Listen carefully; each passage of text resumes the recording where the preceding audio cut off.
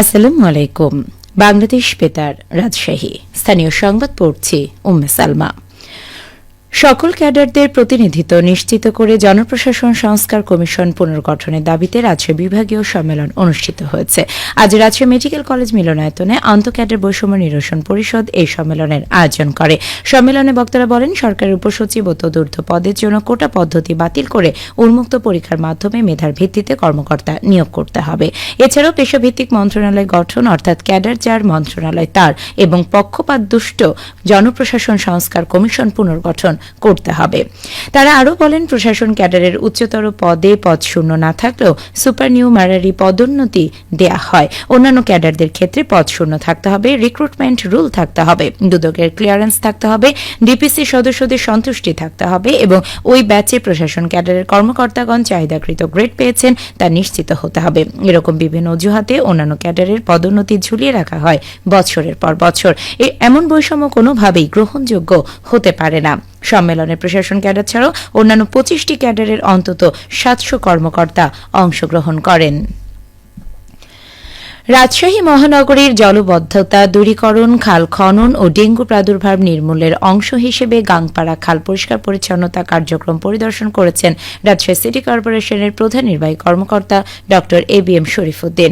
আজ বায়া ঈদগাহ সংলগ্ন খালের কচুরিপানা অপসারণ সহ পরিষ্কার পরিচ্ছন্নতা কার্যক্রম পরিদর্শন করেন তিনি। পরিচ্ছন্নতার এই অভিযানে 5টি ইউনিটে বিডি ক্লিনের 352 জন স্বেচ্ছাসেবী ও রাশিকের 100 জন পরিচ্ছন্ন কর্মী ও রেড ক্রিসেন্টের সদস্য, ফায়ার সার্ভিস সদস্যবৃন্দ নিয়োজিত রয়েছে। সিটি কর্পোরেশন জানায়, মহানগরীকে ডেঙ্গু ও দূষণমুক্ত রাখতে বিভিন্ন উদ্যোগ নেওয়া হয়েছে। এরই অংশ হিসেবে বায়া ব্রিজ এলাকার গাংপাড়া খালের 11.5 কিলোমিটার পরিষ্কার পরিচ্ছন্ন কার্যক্রম অব্যাহত রয়েছে। জাতীয় বিশ্ববিদ্যালয়ের উপাচার্য অধ্যাপক ড ASM আমানুল্লাহ বলেছেন, আগামী বছর থেকে জাতীয় বিশ্ববিদ্যালয়ে আবারও স্নাতক সম্মান শ্রেণীতে ভর্তি পরীক্ষা চালু হবে। পাশাপাশি আগামী বছরের জানুয়ারি থেকে বগুড়ায় জাতীয় বিশ্ববিদ্যালয় আঞ্চলিক কেন্দ্রের কার্যক্রম শুরু করা হবে। তিনি আজ দুপুরে বগুড়ার শিবগঞ্জ উপজেলার মোকামতলা মহিলা ডিগ্রি কলেজ মাঠে ছাত্র শিক্ষক সমাবেশে প্রধান অতিথির বক্তব্যে এসব কথা বলেন। উপাচার্য বলেন, সামনে জাতীয় বিশ্ববিদ্যালয়ে এক ধরনের সংস্কার আনা হচ্ছে।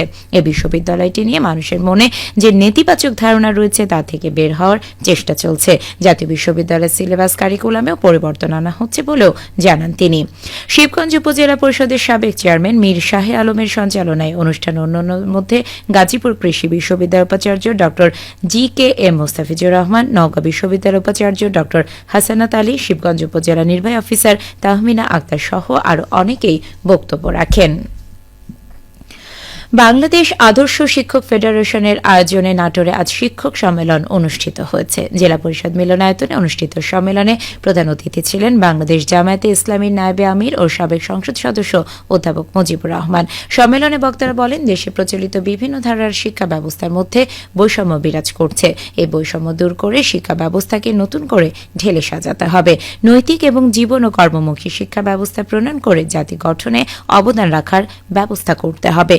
বাংলাদেশ আদর্শ শিক্ষক ফেডারেশন নাটোর জেলা শাখার সভাপতি অধ্যক্ষ মোহাম্মদ দেলোয়ার হোসেন খানের সভাপতিত্বে সম্মেলনে রাজশাহী বিশ্ববিদ্যালয়ের আইন অনুষদের সাবেক ডিন প্রফেসর ড মোহাম্মদ আব্দুল হান্নান এবং ইসলামিক স্টাডিজ বিভাগের প্রফেসর ড মোহাম্মদ আব্দুল আল মামুন, জামায়াতে ইসলামী নাটোর জেলার আমির ড মীর নুরুল ইসলাম সহ অনেকেই বক্তব্য রাখেন। নওগাঁর 11টি উপজেলায় একযোগে জরায়ুমুখ ক্যান্সার প্রতিরোধে HPV টিকাদান ক্যাম্পেইন চলছে। গত 24 অক্টোবর থেকে শুরু হয়ে 10 থেকে 14 বছর বয়সী কিশোরীদেরকে আগামী 24 নভেম্বর পর্যন্ত বিনামূল্যে এই টিকা প্রদান করা হচ্ছে। নওগাঁর সিভিল সার্জন ড মোহাম্মদ নজরুল ইসলাম জানান, 7 নভেম্বর পর্যন্ত স্কুল পর্যায়ে 5ম শ্রেণী থেকে 9ম শ্রেণীর ছাত্রীদেরকে টিকা প্রদান করা হয়েছে। এখন চলছে কমিউনিটি পর্যায়ের কার্যক্রম। টিকা গ্রহণের জন্য অনলাইনে আজ পর্যন্ত নওগাঁ জেলায় 88,187 জন রেজিস্ট্রেশন করেছে।